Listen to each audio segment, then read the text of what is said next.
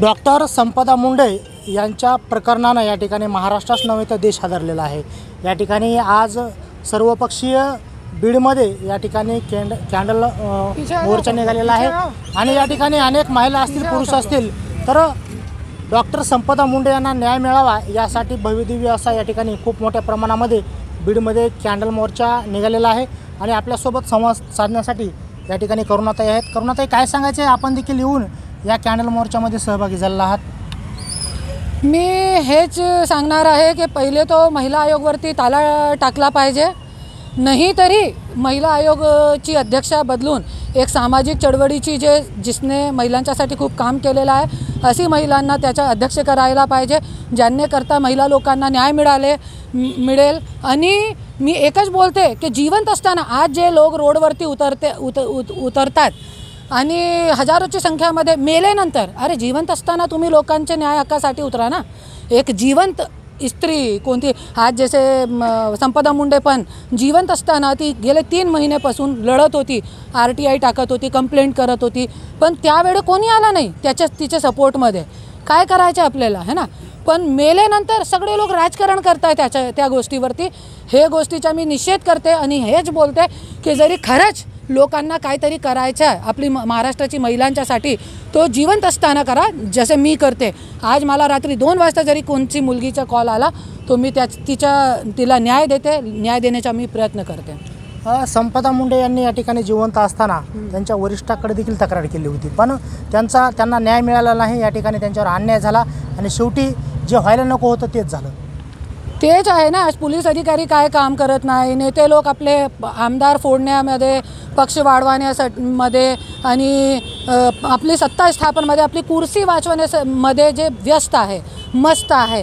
आणि आज महिलांवरती महाराष्ट्रामध्ये बीडमध्ये खास करके खूप अन्याय होत आहे, तरी पण कोणीही पुढे येत नाही। ताई, या ठिकाणी सध्या जो कॅन्डल मार्च निघालेला आहे आणि या ठिकाणी इथून पुढं देखील या ठिकाणी ती भीषणता आहे प्रत्येक महिला पुरुषामध्ये जाणवते, कारण घटनाच एवढी मोठी आहे।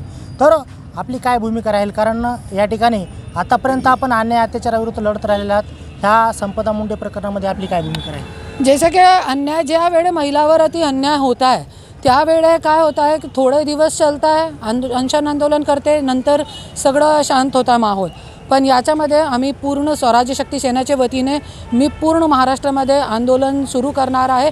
जोपर्यंत हे लोकांना कडी शिक्षा भेटेल नाही तोपर्यंत आम्ही शांत बसणार नाही। संपदा मुंडे यांच्या कुटुंबाशी देखील तुम्ही चर्चा केली आहे, त्यांच्या चर्चेतून काय निष्पन्न झालं आहे, काय माहिती मिळाली आहे? त्यांनी एकच सांगितलेलं आहे की ताई ये आत्महत्या नाही, ये हत्या आहे।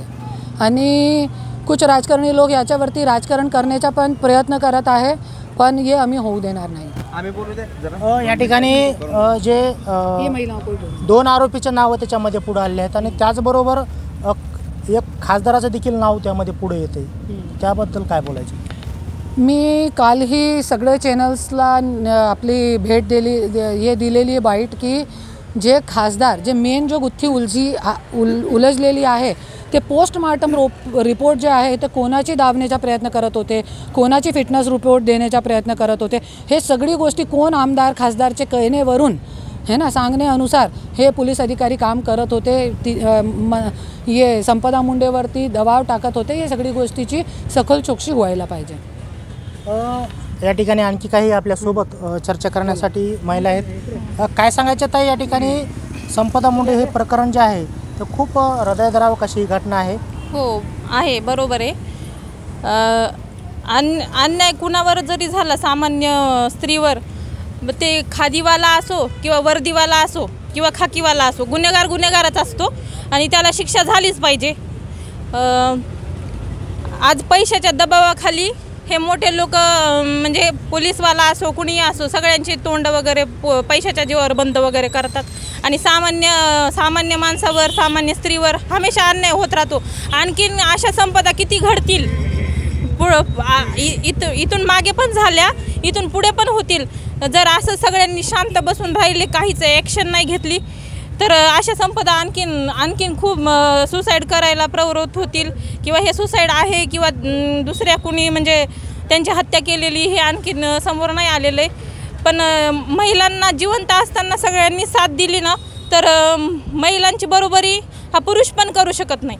आणि जो अन्याय करतो ना तो नामर्द असतो, नामर्द. मला असं वाटतं की मी पण एक स्त्री आहे आणि कसं आहे, एक महिला जाणू शकते, जेंट्स लोकाला काही वाटत नाही आहे.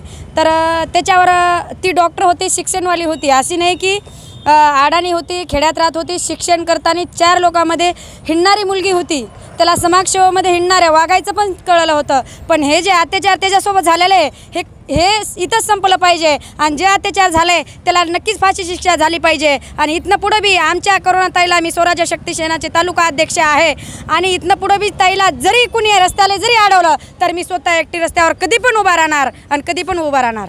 ताई, महिला आणि मुलीवरती जे होणारे अन्याय आणि अत्याचार आहेत ते कधी थांबतील?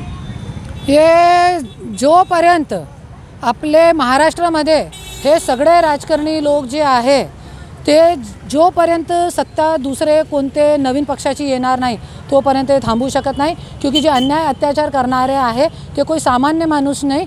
ये खाकी आणि जैसे की ताईंनी सांगितला, खाकीवाले, वर्दीवाले आणि काय खादीवाले हेच आहे. हे 3 लोकांची जे आहे ते अन्याय अत्याचार करताय, खाकीवाले, वर्दीवाले आणि खादीवाले.